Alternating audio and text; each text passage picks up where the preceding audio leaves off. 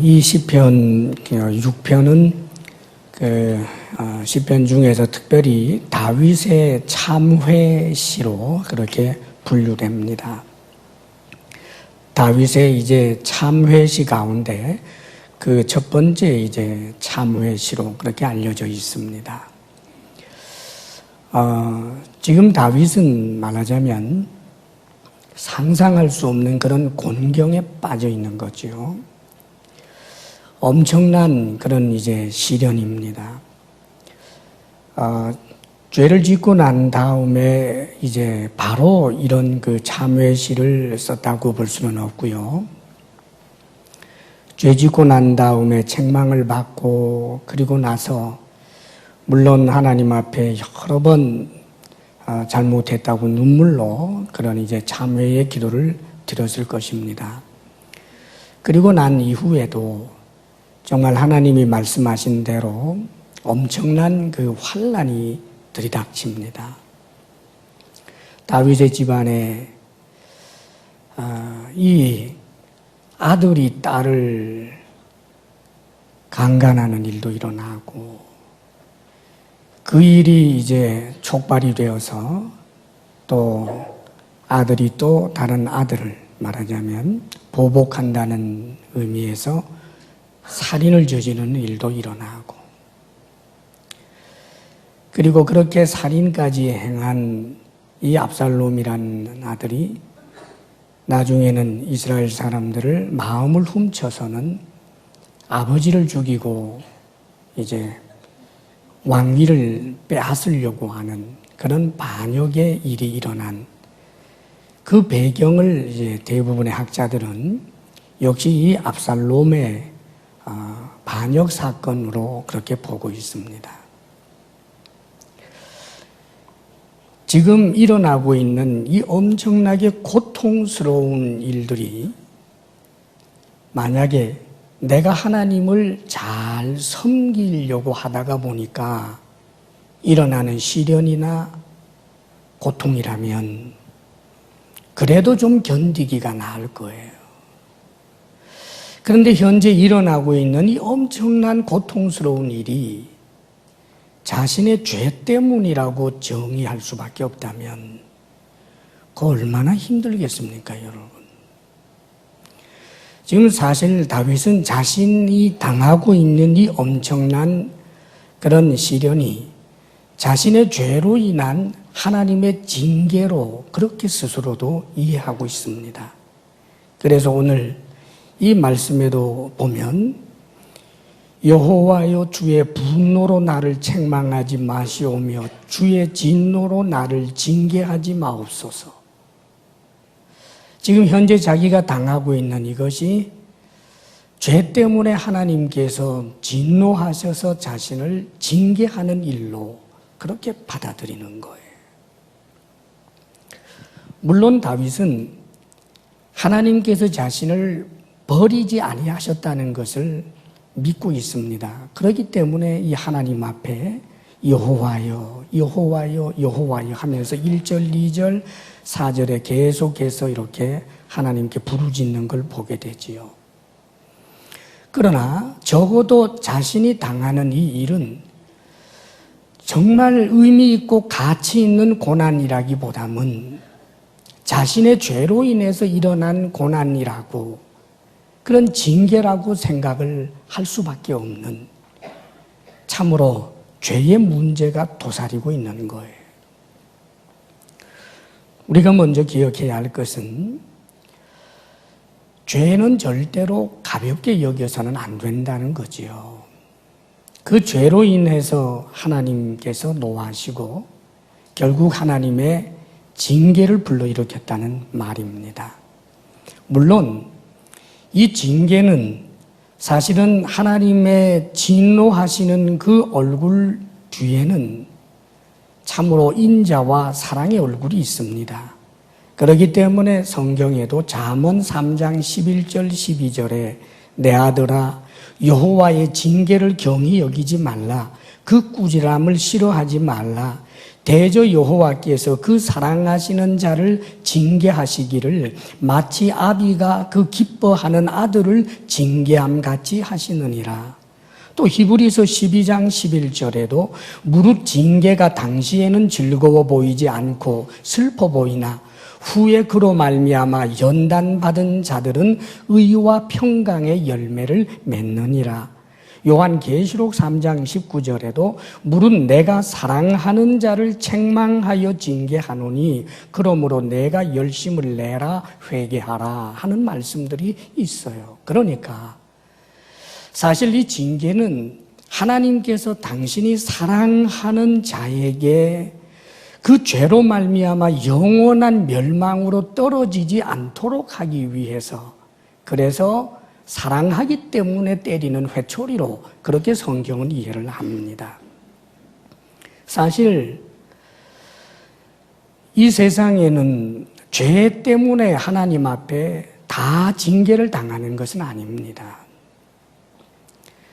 죄를 짓지만 잘 되는 이들도 있고, 이 징계를 오히려 그렇게 강력하게 받는 것처럼 보이지 않습니다. 오죽하면 하나님이 공의로우신 하나님이라고 하는데 이 세상에 왜 저렇게 악한 짓을 하는데도 잘 되는 이들이 이렇게 많은가 하고 의문을 일으키는 이들이 많이 있지요. 그러나 기억하십시오. 징계는 사실 하나님이 사랑하는 대상에게 하는 것이고, 영원한 심판을 위해서 마치 그 머리에 숯불을 올려놓는 것처럼 하나님의 최종적 징계, 그것은 징계라기보다는 심판인데 그때를 위하여 유보해 두게 되는 경우도 얼마든지 있습니다. 말하자면 내가 하나님의 사람이면서도 짐짓 죄를 짓고 악한 짓을 계속 하는데도 불구하고 내가 조그만한 어려움도 없고 깨달아야 될 정도로 가슴이 덜컥 내려앉을 만한 그런 상황도 사건도 없다면, 사랑하는 여러분, 그는 오히려 버림받은 사람이기 쉽기 때문에 죄를 크리스찬이, 하나님의 사람이 죄를 지으면서도 잘 된다라고 생각을 하는 것은, 그것을 바라는 것은 대단히 어리석은 일입니다. 자, 그런데 다윗이 사실 그 죄를 범한 건 우리가 생각을 해보게 되면 정말 그 적지 않은 죄고 아주 간교한 죄예요. 오늘 낮 예배 시간이니까 다윗이 무슨 죄를 지었는지 아마 모르는 분도 좀 있을 거예요. 그래서 제가 가끔은 이 낮 예배 시간에 모든 이들이 알리라 생각하고 그냥 막 넘어갔는데, 오늘은 다윗이 어떤 죄를 지었는지 제가 좀 이야기를 하려고 합니다. 아브라함이 누구냐고 묻는 분이 누구만요. 그래서 다윗이 이제 어떤 죄를 지었느냐 하면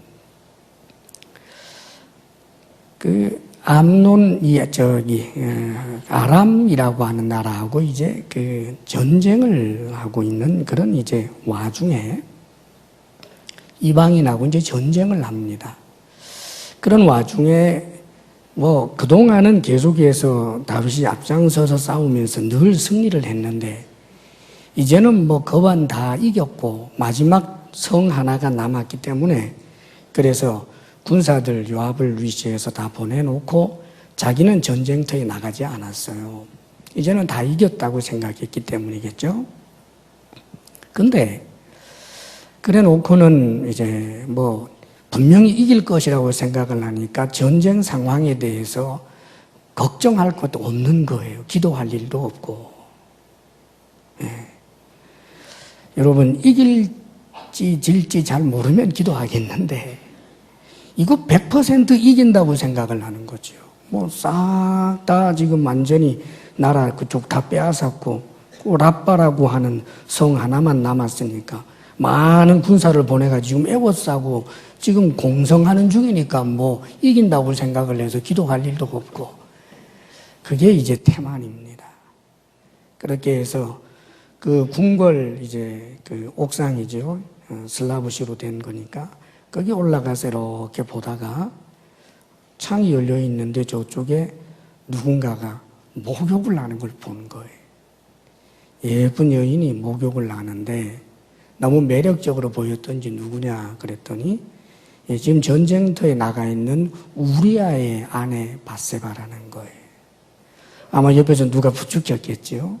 그래서 그 여자 데려와라 해서 그만 동침을 해버립니다. 지금으로부터 말하자면 한 3000년 전이에요.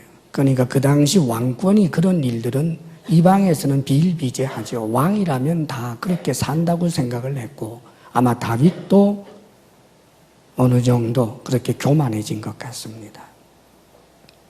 그런데 한번 그렇게 여성을 동침을 하고 난 다음에 그냥 넘어가려고 했는데 얼마 시간이 지나서 아기 뱄습니다 하고 연락이 오는 거예요.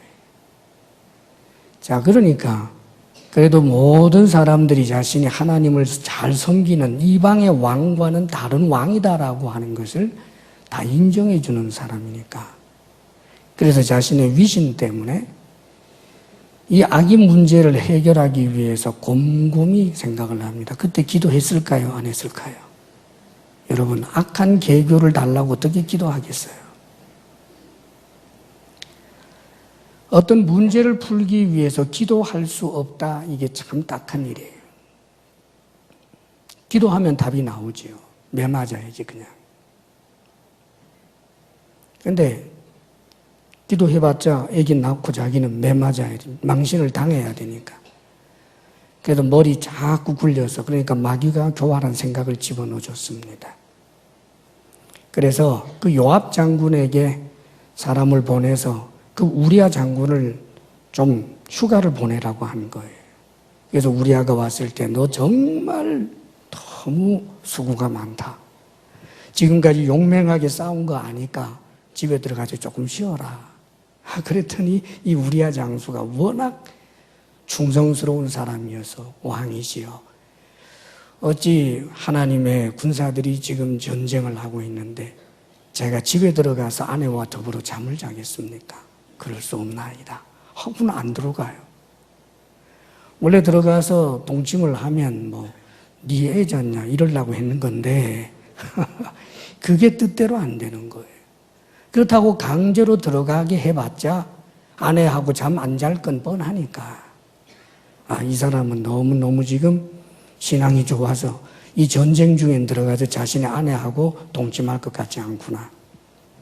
그러니까 편지를 하나 써서 그 우리아의 손에 주는 겁니다. 밀봉해서. 편지 내용은 이 우리아를 전쟁이 아주 치열한 곳에 보냈다가 슬그머니 뒤로 빠져서 적의 칼에 맞아 죽게 하라. 이런 계교를 써서 요압 장수에게 이 우리아 자신으로 하여금 자신을 죽이라고 하는 그 편지를 가져가게 한 거예요. 여러분, 이렇게 인간이 잔인해질 수 있는 거예요. 다윗이 세상에 충성스러운 마음만 가지고 있는 이 우리아가 자기를 죽이라고 하는 편지인 줄도 모르고 그 편지를 왕의 명령이라고 이렇게 조심해서 두 손으로 받아가지고 보물처럼 가슴에 집어넣고 가는 거예요. 그래도 가책을 안 받아요. 그 편지를 본 요압이 정말 그 편지대로 기가 막히게 해서 그만 우리아를 죽였습니다. 우리아가 죽으니까 우리아를 위한 성대한 장례식 하고는 그리고는 그의 아내 밧세바를 자신의 아내로 후궁으로 데려온 거예요. 이제 모든 문제는 아주 기가 막히게 완전 범죄로 끝난 줄 알았습니다. 근데 여러분, 만일 여기에서 이게 그냥 끝났으면 그리고 이것이 묵인되었으면 아마 우리가 알고 있는 다윗은 없었을 것입니다. 하나님께서 나단 선지자를 통해서 이 다윗을 책망하죠. 비유의 이야기를 하면서 이런 비유를 한 거예요. 어떤 아주 부잣집에 손님이 왔는데 나단 선지자가 하는 말이 왕이여, 어느 굉장히 부잣집에 손님이 왔는데 이 사람이 그 손님에게 대접할 자신의 가축이 아까워서 가난한 집에 가축을 양을 빼앗아다가 요리해 줬습니다. 그러니까 다윗이 뻘떡 일어나서 어디 그런 인간이 있느냐, 쳐 죽여야 한다. 당신이 죽을 사람이요. 하나님께서 말씀하십니다. 하면서 전하는 말이 너에게 모든 좋은 것을 줬는데, 너에게는 왕이라고 해서 후궁도 여러 줬는데, 부족한 것 없이 다 줬는데, 그래도 네가 부족하다고 하면 내가 더 줄 수도 있는데 어떻게 충성스러운 네의 부하 우리아의 아내를 그렇게 빼앗고 우리아를 죽일 수가 있느냐. 네가 나를 경멸한 것이다. 그러면서 하나님의 이 무서운 그런 진노하심을 보여주는 거예요. 그럴 때 바로 다윗이 회개를 하죠. 제가 잘못했습니다. 제가 죽을 죄를 지었습니다. 그러자 놀랍게도 그 자리에서 선언이 돼요. 하나님께서 왕을 용서하셨습니다. 그러나 왕의 집에 칼이 떠나지 않고 재앙이 임하게 될 것입니다. 그리고 난 다음에 지금 이렇게 피눈물 흘리는 사건들이 일어나게 된 거예요.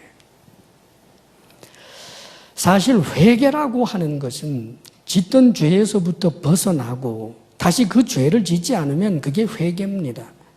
그렇다면 다윗과 같이 잘못했습니다라고 하나님 앞에 이미 용서를 구했고 다윗은 다시 그 죄를 짓는 현실 속으로 들어가지 않는다면 어떤 면에서는 이런 징계를 하실 필요가 없어 보입니다.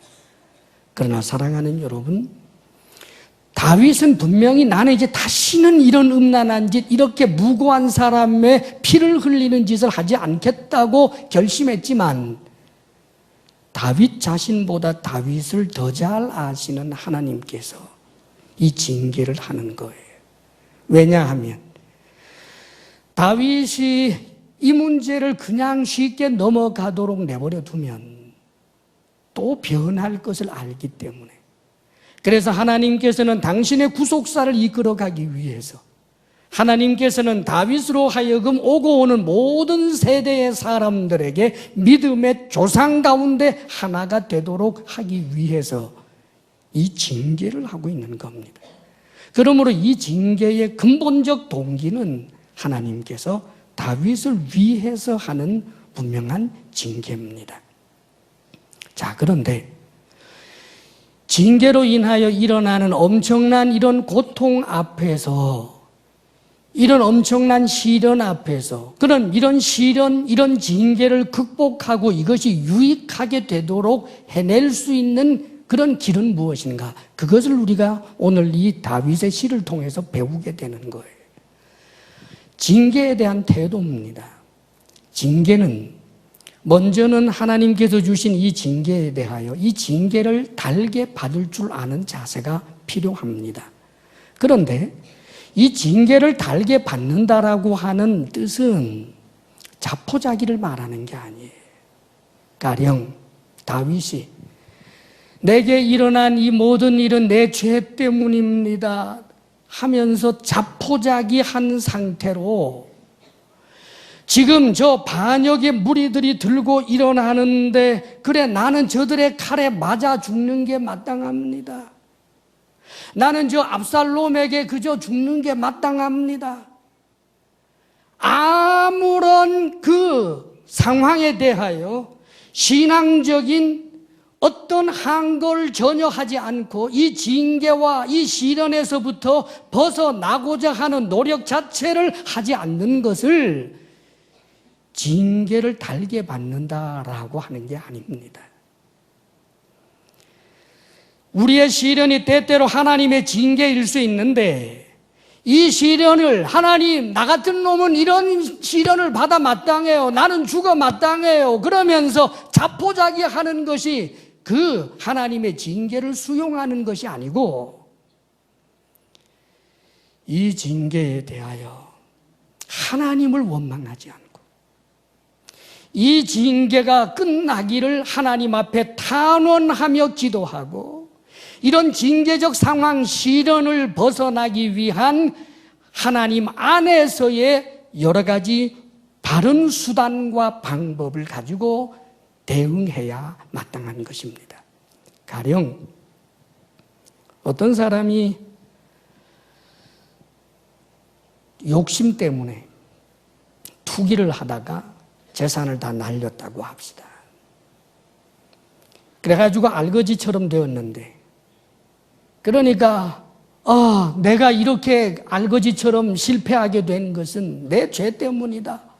그리고는 허구한 날 나는 이렇게 이제는 처절하게 거지처럼 사는 게 마땅합니다. 그러면서 그 실패와 가난에서부터 벗어나고자 하는 모든 노력을 또 하나님을 향하여 기도하면서 탄원하는 일을 하지 않는다면 그것은 그 시련과 징계를 적절하게 받아내는 태도가 아닙니다. 오늘 지금 다윗이 이러잖아요. 여호와여, 주의 분노로 나를 책망하지 마시오며 주의 진노로 나를 징계하지 마옵소서. 더 책망해 주십시오, 더 때려 주십시오가 아닙니다. 하나님의 징계인 줄 압니다. 그런데 이 징계가 얼마나 혹독하게 느껴지는지 하나님이 분노한 것처럼 보이고 하나님이 진노한 것처럼 보이는데 나는 하나님의 진노를 감당할 수는 없습니다. 하나님의 분노를 감당할 수 없습니다. 제발 나를 긍휼히 여겨달라고 하는 그런 탄원이에요. 또 여호와여 부릅니다. 내가 수척했습니다. 내게 은혜를 베풀어 주소서. 여호와여, 내 뼈가 말 떨리오니 나를 고치소서. 나의 영혼도 매우 떨리나이다. 여호와여, 어느 때까지니까? 지금 자신이 이 징계로 인하여 수척하게 되고 뼈가 다 떨린다는 거예요. 뼈만 떨리는 것이 아니라 영혼도 떨린다는 겁니다. 이 영혼이 떨린다라고 하는 이 표현은 내 마음이 떨립니다라고 하는 것 가지고는 자신의 이 떨림과 고통을 담아내지 못하기 때문에 영혼이라고 하는 단어, 전인격, 전존재라고 하는 이 단어를 쓰는 거예요. 너무너무 떨립니다. 하나님, 어느 때까지 이 시련의 채찍을, 이 징계의 채찍을 저를 향하여 때리시겠습니까? 그러면서 이제 돌아와 내 영혼을 건지시며 주의 사랑으로 나를 구원하여 달라고. 말하자면 이 징계를 이제 멈추어 달라. 이 징계적 상황에서부터 나를 구원하여 달라고 하나님 앞에 탄원하며 기도하고 있는 것입니다. 사랑하는 여러분, 사실 다윗은 하나님 앞에 이 징계의 채찍에서부터 자신이 버텨내고 승리할 수 있도록 하나님 앞에 기도했을 뿐만 아니라 그는 그 징계의 상황에서 넋놓고 손 놓고 있었던 것 아닙니다. 압살롬이 반역을 해서 이스라엘 사람들을 마음을 훔쳐서 더 큰 세력으로 이 예루살렘 도성을 에워싸기 위하여 달려오고 있다라고 하는 소식을 듣고는 다윗이 지혜로운 결단을 내립니다. 예루살렘 성을 이제 수성하면서 예루살렘 성에 있는 온 백성들을 다 동원해서 전쟁의 자리로 끌어간 게 아니에요. 놀랍게도 그는 도망을 갑니다. 왜 도망을 갔을까요, 여러분? 만일 예루살렘 성에 그냥 남아서 저들과 싸우면 예루살렘 성 안에 있는 사람들 가운데 자신을 지지하는 사람이 누군지, 압살롬을 지지하는 사람이 누군지 현재 다윗은 옥석을 구분할 수 없는 상황이에요. 그래서 그는 하나님이 주시는 지혜로 그 도성에서부터 벗어나는 거예요. 그뿐만 아니라 이 거룩한 하나님의 성이 이제 법궤가 있고 하는 이 하나님의 성이 전쟁에, 그것도 내란으로 인한 그런 전쟁에 휩쓸리기를 원하지 않았어요. 그래서 그가 빠져나가지요.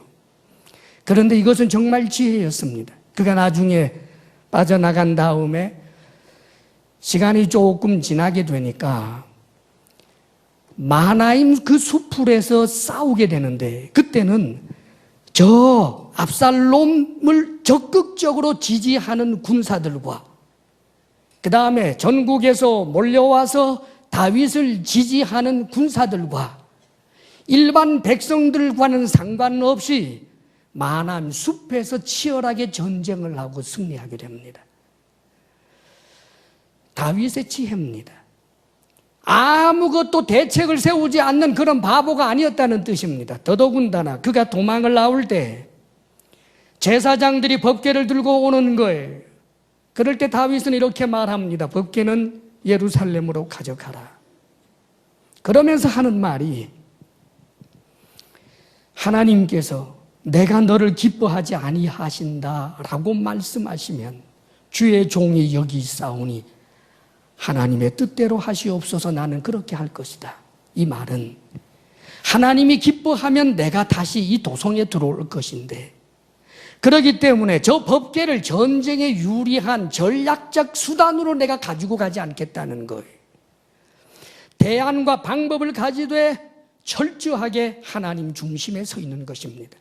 사실은 명분의 싸움입니다. 법궤가 어디에 있느냐 하는 것이 얼마나 중요한지 모릅니다. 그런데 다윗은 적어도 하나님의 법궤가 내 전쟁을 유리하게 하는 그런 수단으로 쓰지 않겠다는 거예요. 만일 하나님이 나를 기뻐하시지 않는다면 하나님의 뜻대로 하겠다라고 하는 그런 마음 자세입니다. 그리고 놀랍게도 후세라고 하는 사람, 대단히 지혜로운 사람이 자신을 따라 나설 때, 후세야 너는 들어가서 압살롬 측근에 있는 척 하다가 그가 가지고 있는 계교들을 우리에게 좀 전달해 다오라고 전략을 가지고 접근하는 것을 보게 됩니다. 사랑하는 여러분, 그렇습니다. 지금 다윗은 징계라고 해서 자포자기하는 심정으로 그저 입만 떡 벌리고 눈만 껌뻑껌뻑하면서 나 같은 건 죽어야 돼 하고 앉아있는 게 아니었다는 말입니다. 하나님의 징계인 줄 알지만 그 하나님의 징계가 멈추도록 하기 위하여, 이 시련의 바람이 멈추도록 하기 위하여, 이 고통의 터널이 끝나기를 위하여 자신이 할 수 있는 모든 하나님의 말씀에 합당한 수단과 방법을 가지고 대처할 뿐만 아니라 하나님을 향하여 나를 구원해 주소서, 나를 용서하여 주옵소서 하며 눈물로 탄원하며 기도했다는 사실을 우리는 기억해야 합니다. 사랑하는 여러분, 사실 우리에게 있는 여러 가지 시련과 환난들은 그 이유가 어디에 있는지를 1 더하기 1은 2라고 하는 공식처럼 정확하게 알아낼 수 있는 사람은 아무도 없습니다. 때때로 우리에게 있는 시련과 환난은 우리의 죄 때문인 경우도 있고, 하나님께서 우리를 더욱더 연단하시기 위하여 주시는 환난도 있습니다. 사랑하는 여러분, 신앙적으로 하나님께서 내게 주시는 이 모든 시련과 환난이 있다 할지라도 이것을 달게 받아들이겠다라고 하는 자세는 하나님을 향하여 절대로 원망하지 않고 불평하지 않는다는 것이지, 더욱더 하나님 앞에 적극적으로 나아가고 하나님의 말씀을 더욱 굳게 붙들고 말씀을 따라 대안을 찾아내야 한다는 사실을 꼭 기억하시기를 바랍니다.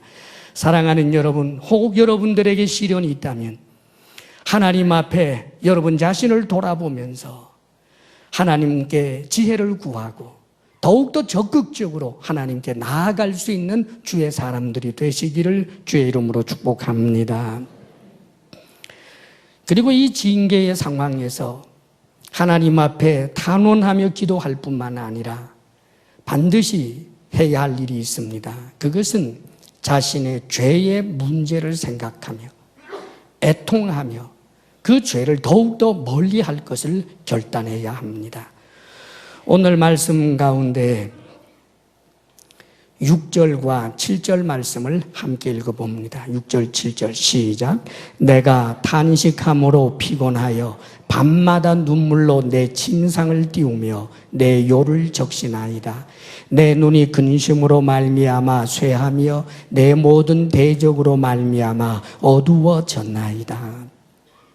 지금 다윗은 탄식함으로 피곤하여 밤마다 눈물로 내 침상을 띄우며 내 요를 적신다라고 고백하고 있습니다. 다윗이 많이 울었습니다. 이 울음은 분해서 우는 울음 아닙니다. 이 울음은 애통함이죠. 생각할수록 가책이 되고 아픈 거예요. 우리 아이에게 그런 몹쓸 짓을 한 것도 마음 아프고, 그런 일로 인하여 그 빚덩이가 죽었잖아요. 태어나자마자 죽었어요. 그것도 가슴 아프고, 자신의 죄로 인하여 자신의 아들, 딸들이 참으로 서로 간에 칼을 휘두르는 그런 일들도 가슴 아프고, 자랑스럽게 여겼던 압살롬이 저렇게 반역을 내서 자기를 죽이려고 하는 이런 것도 가슴 아프고, 나중에는 여러분 이 눈물 끝나지 않았어요. 압살롬이 죽고 난 다음에도 압살롬아 압살롬아 하며 얼마나 우는지 몰라요. 내가 차라리 죽었더라면 좋았을 것을, 내가 차라리 죽었더라면 좋았을 것을. 이 모든 일들이 자신의 죄로 인한 것임을 알고 죄에 대해서 지긋지긋하게 여길 만큼 애통해했다는 사실을 우리는 기억해야 합니다. 사랑하는 여러분, 우리에게 시련이 있을 때 당연히 내 현재의 신앙 상태를 스스로 돌아보아야만 합니다. 일반적으로 하나님의 사람들은 회초리로 한 대 맞는 순간 바로 떠오르는 죄가 있습니다. 그게 있다면 징계인 줄 알고 그 죄를 잘라내야 합니다. 어떤 대가를 지불해도 그 죄의 낙을 즐기는 일을 멈추어야 한다는 말입니다. 사랑하는 여러분, 애통하는 마음을 가진 사람이 복이 있는 사람입니다. 그렇기 때문에 주님께서도 애통하는 자는 복이 있나니 저희가 위로를 받을 것이며 라고 말씀합니다. 하나님 앞에 죄의 문제를 발견하고 그 시련과 고난의 자리에서 내가 이런 죄를 지었나이다, 하나님 용서하옵소서 하고 하나님 앞에 나아가면 하나님은 반드시 용서해 주시는 분입니다. 할렐루야. 사랑하는 여러분, 매를 맞을 때 자신의 죄를 깨닫고 용서를 구하는 사람마다 복 있는 사람입니다. 성경에는 그런 내용들이 얼마나 많은지 몰라요. 그 중에 아주 의외의 사람 한 사람을 소개해 드리려고 합니다. 유다 왕 가운데 므낫세라고 하는 사람이 있습니다. 이 사람은 55년 동안 왕 노릇을 했는데 얼마나 악한 일을 많이 하고 우상 숭배했는지 몰라요. 그 성전에다가 우상을 세우고 우상 제단을 예루살렘 곳곳에다가 산당을 만들고요. 심지어는 왕자 가운데 불로 지나가게 하는 일, 마치 우리나라 그 인신공양처럼 말입니다. 왕자를 세상에 그렇게 희생까지 시키는 천하에 다시 없는 악한 자가 이 므낫세라고 하는 왕이에요. 근데 여러분 참 놀랍습니다. 이 므낫세 아버지가 누구냐면 히스기야예요. 히스기야는 얼마나 대단한 믿음의 사람이었습니까? 근데 그 아들이 이렇게 형편없어요. 그런데 여러분 아십니까? 이 히스기야의 하나님 앞에 충성스러웠던 그 열매가 결코 헛되지 않아요. 하나님이 히스기야를 보아서 이 므낫세를 징계합니다. 그 징계가 뭐였느냐 하면 아수르 사람들이 쳐들어와 가지고 이 므낫세 왕을 쇠사슬로 꽁꽁 묶어서 바벨론으로 데려갔습니다. 그때는 바벨론도 아수르의 지배를 받을 때예요. 근데 거기에 잡혀가서 온갖 고초를 겪으면서 놀랍게도 모태신앙이잖아요. 그래도 모태신앙이라니까요, 여러분. 그 고난을 당하니까 하나님 앞에 기도를 해요. 근데 이 므낫세의 기도에 대해서 역대하에 보게 되면 뭐라고 이 말씀을 해주고 있느냐 하면, 이 므낫세가 하나님 앞에 간절히 기도하면서 성경의 표현이 하나님 앞에 크게 겸손하였더라 되어 있습니다. 그러니까 겸손하게 하나님 앞에 통행하면서 용서를 구하고 도와달라고 그렇게 기도를 한 거예요. 죄를 지어도 어느 정도 지었어야 말이지. 그렇게 못된 짓을 한 이 므낫세를 놀랍게도 하나님께서 성경에 그의 기도를 받으시고 들으시고 되어 있어요. 그래가지고요, 이 므낫세가 풀려나서 돌아옵니다. 돌아와서 이 므낫세가 그래서 예루살렘 그 성전에 자기가 만들어놨던 우상들 다 척결하고요. 그리고 그 잘못된 우상 제단들도 다 회파하고요.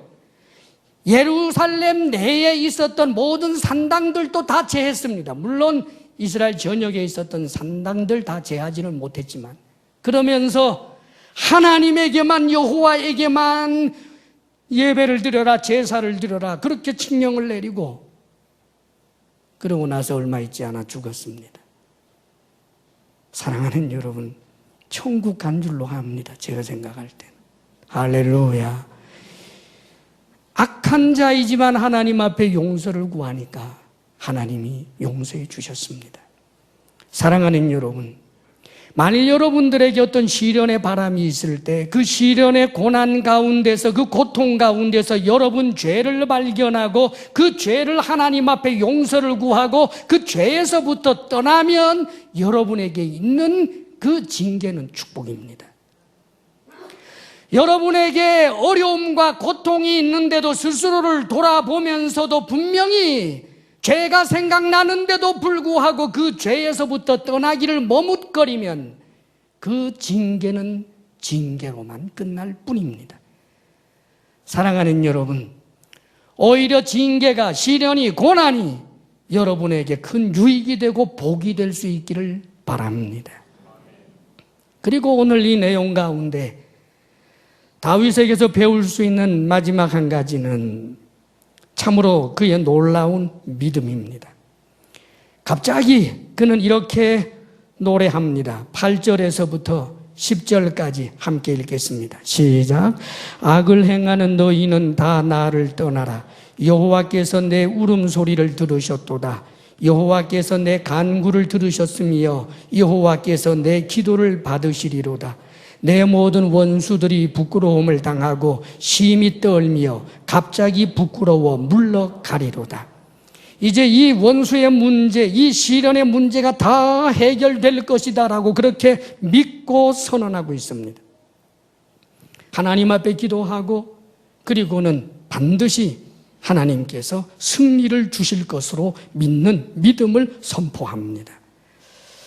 우리가 하나님 앞에 우리의 죄를 회개하고 하나님을 바라보면 반드시 가장 선한 길로 인도하신다라고 하는 믿음이 있어야만 합니다.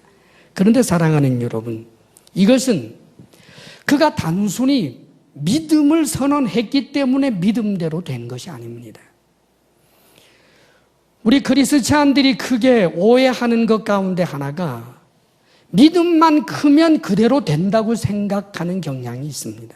원래 믿음은 그냥 내가 무조건 믿는다라고 하는 것이 중심이 아니고 이 믿음을 선언하게 된 중요한 배경이 있습니다. 이 믿음은 지금 다윗이 죄를 애통해하고 죄에서부터 벗어나고 이제는 죄에서 떠나서 의의 길을 걷고 있는 가운데 하나님이 나와 함께 하시고 그래서 반드시 승리할 것을 믿는다고 선언하는 것입니다. 여전히 죄를 지으면서 여전히 악한 짓을 하면서 나는 승리할 줄로 믿습니다. 그런 믿음, 성경적 믿음 아닙니다. 그것은 미신입니다. 잘못된 신앙이 있습니다. 투기하고 악한 짓하고 사업을 하면서 좋지 못한 방법들을 다 동원해서 악한 짓을 하면서 저기 큰 빌딩이 보입니다. 저 빌딩, 야 저게 내 것이 되어야 되겠다. 그래서 그 빌딩 앞에 갈 때마다 손을 흔들면서 내 것이 될 줄로 믿습니다. 이걸 미신이라고 하는 겁니다. 여러분. 믿는 대로 될지어다. 아닙니다. 여러분.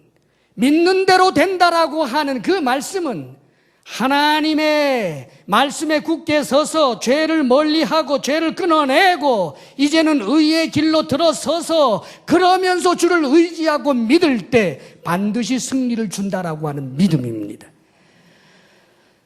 사랑하는 여러분, 성경에 우리에게 아주 중요한 내용을 가르쳐 줍니다. 성경에 보면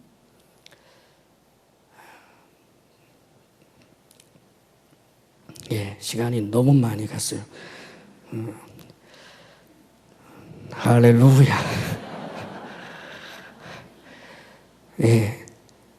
죄를 떠나서 그렇게 해서 굳게 믿고 그러면 반드시 하나님께서 승리를 안겨줄 것입니다. 정리하겠습니다. 때때로 우리의 삶의 현실에는 엄청난 시련과 고난이 있을 수 있습니다. 죄로 인해서 올 수도 있고 하나님께서 선하신 뜻이 있어서 나를 연단하기 위하여 일어나는 일도 있습니다. 어떠하든지 우리는 우리 자신에게 있는 죄가 있는지 스스로를 살펴보고 그 죄를 애통해하며 그 죄에서부터 떠나고 동시에 하나님의 사랑을 믿고 하나님의 인도하심을 믿고 하나님의 승리를 믿어야 하는 것입니다. 지금 작금에 우리가 지금 당하고 있는 현실 얼마나 두렵고 또 위험해 보이는지 모릅니다. 사실 전 세계적으로 일어나고 있는 그런 이제 세계적 정세와 맞물려서 또 우리나라에 지금 작금에 일어나고 있는 얼토당토 않을 정도로 황당케 하는 그런 일들이 맞물리면서 우리의 미래는 정말 불투명하게 보입니다.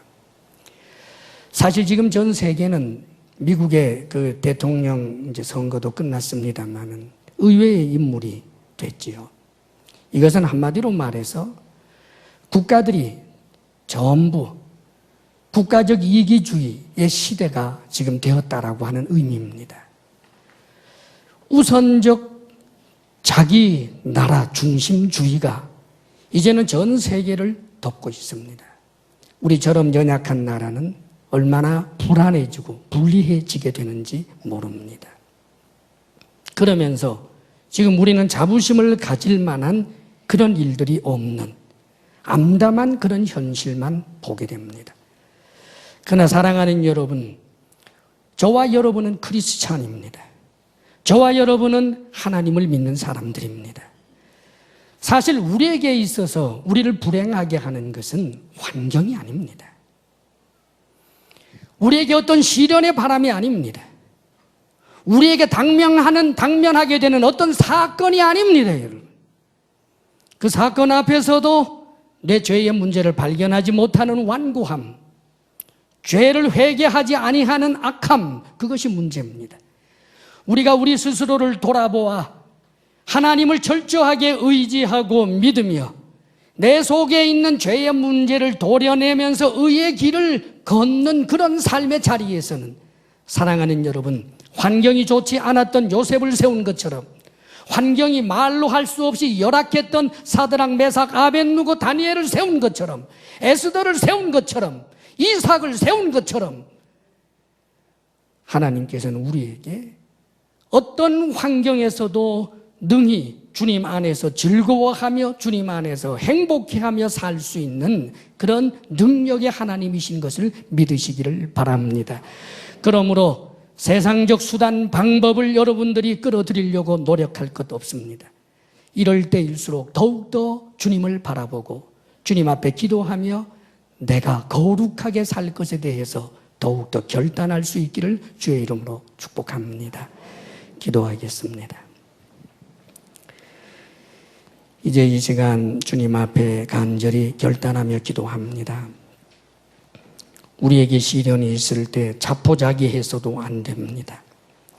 우리에게 하나님의 징계가 임했다라고 느껴진다면 더욱더 하나님 앞에 탄원하고 기도하며 하나님의 말씀을 따라서 우리는 거룩한 수단과 방법으로 최선을 다해야 할 것입니다. 동시에 우리는 죄를 멀리하고 하나님이 너와 함께 하시고 승리를 주신다는 사실을 믿어야 합니다. 이제 주님 앞에 여러분들이 간절히 결단하며 믿음의 길을, 의의 길을 가게 해달라고 기도하시기를 바랍니다. 아버지 하나님, 우리가 우리 자신을 돌아봅니다. 아버지 하나님, 우리로 시련과 고난이 임할 때, 오 주님, 우리는 우리의 죄의 문제를 주님 앞에 내어놓고 회개하며 죄에서 떠날 줄 아는 이들이 되게 해 주옵소서.